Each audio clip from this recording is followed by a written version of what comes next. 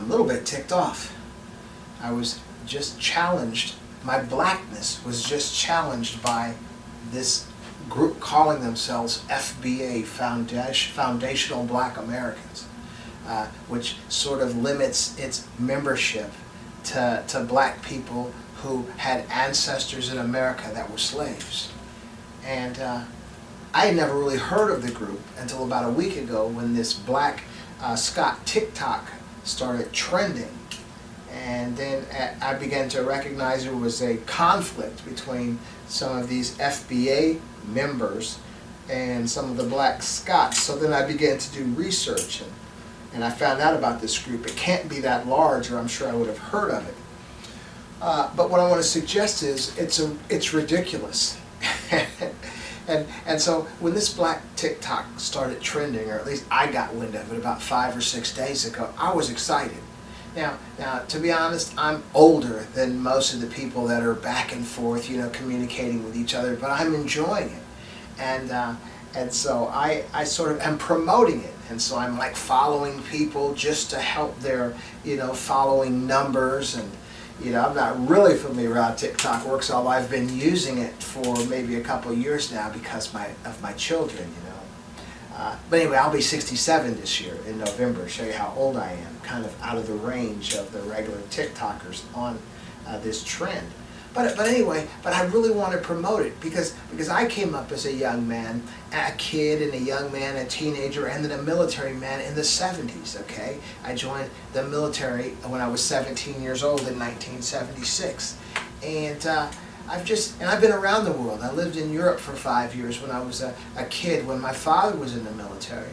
And then around the U.S. and as well when I joined the military, I lived in the Orient, in the Far East, in Japan and Korea.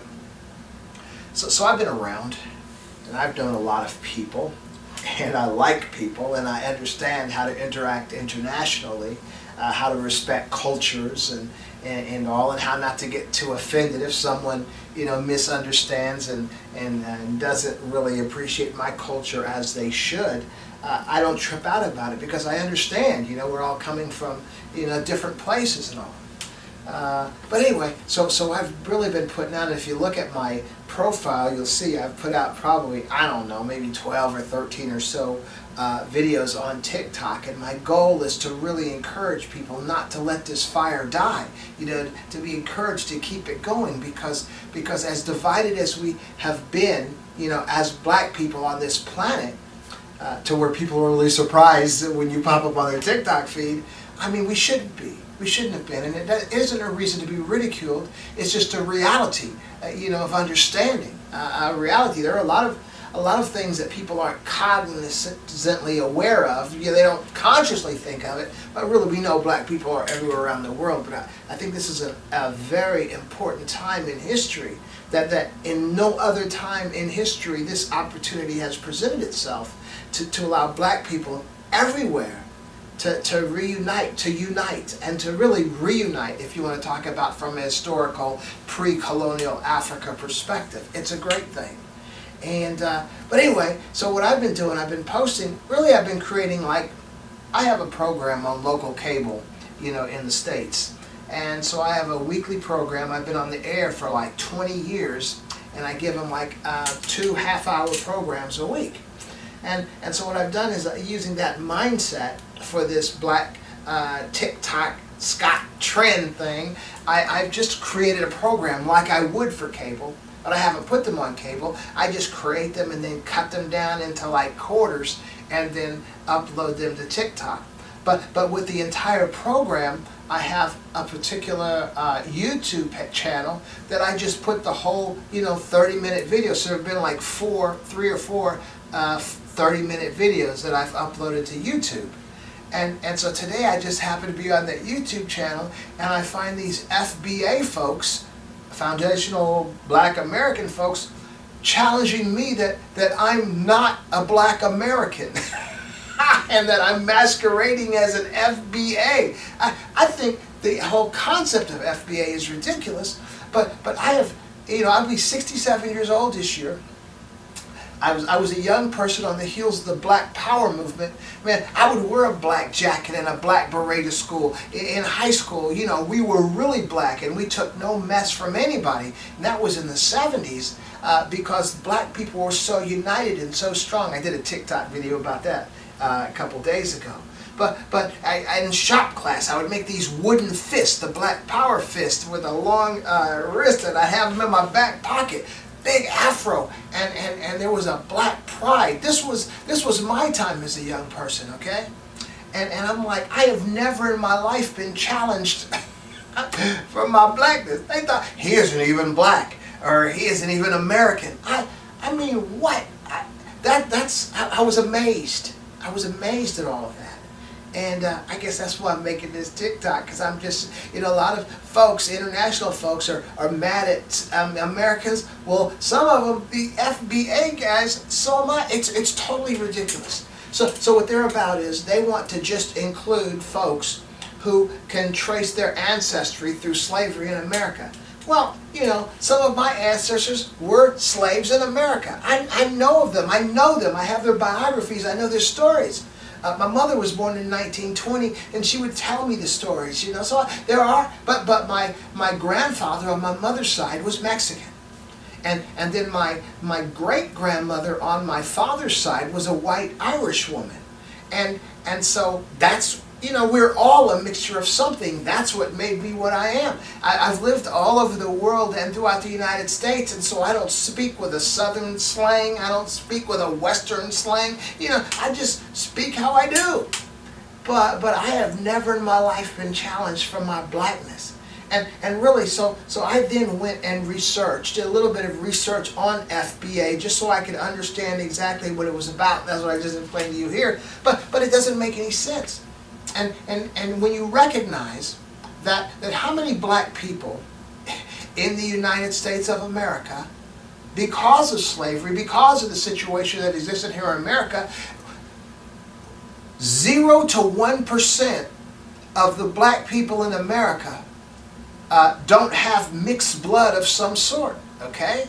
It's impossible. Plus being slaves, you know, those slave owners were having sex with the slaves, you know, like crazy. And as well, like, you know, my grandfather and my great-grandmother and all, we just have mixed blood here in the States. We choose the black part, okay? Because in this nation, we were judged by the one-drop rule, where if you had 1 drop of black blood, you were a slave, okay?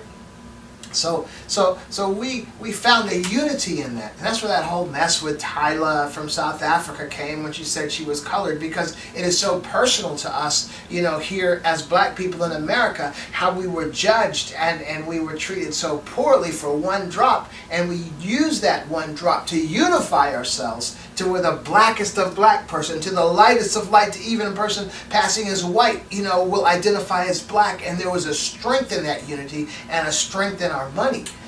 So these guys were, this is, to me, this whole FBA thing has a foundation of ignorance that makes absolutely no sense. There's no power in that. There's no benefit to the black community. There is absolutely nothing that they have to offer of any substance, because there are people in our black community that are suffering. There are still racial issues going on. There's racism in our justice system, racism in our legal system, racism in our law enforcement system, and many black people in this nation, because of the history that we have, are like self-destructive. You know, whether it's the drugs, whether it's the alcohol, whether it's the crime, and just not taking care of themselves physically, and education-wise, there's a lot of issues among a large section of our black community simply because of the tragedy and generational tragedy that families have had to face. Okay.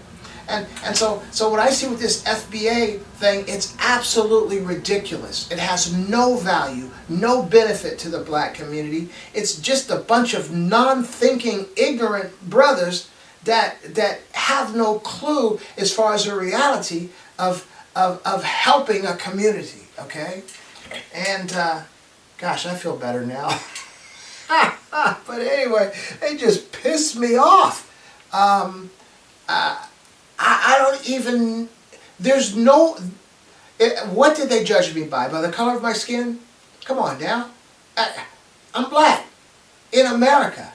Um, now, if this cat was from South Africa, I could see him saying, hey, you're not black. I understand that. But here in America, shoot, man, I've been black almost 67 years, more black than most of these guys, having been through the struggle, having been through things, having to deal with real racism and confront it head on and squash it. You know, this is where I've come from. I was a guy that never put up with that stuff. So when I came up in the 70s, there was going to be an issue. You know, if I was challenged, my family was afraid to let me go into stores by myself because they knew if I was confronted by something, there was going to be a problem. Okay, and so I'm still kind of that guy now, except as I've aged, I've mellowed.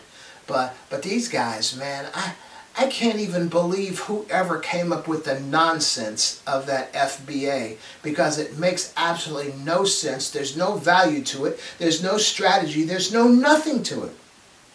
And so they're going to judge a black man by, you don't look dark enough or you don't sound like a black man does, and they're going to, how amazing.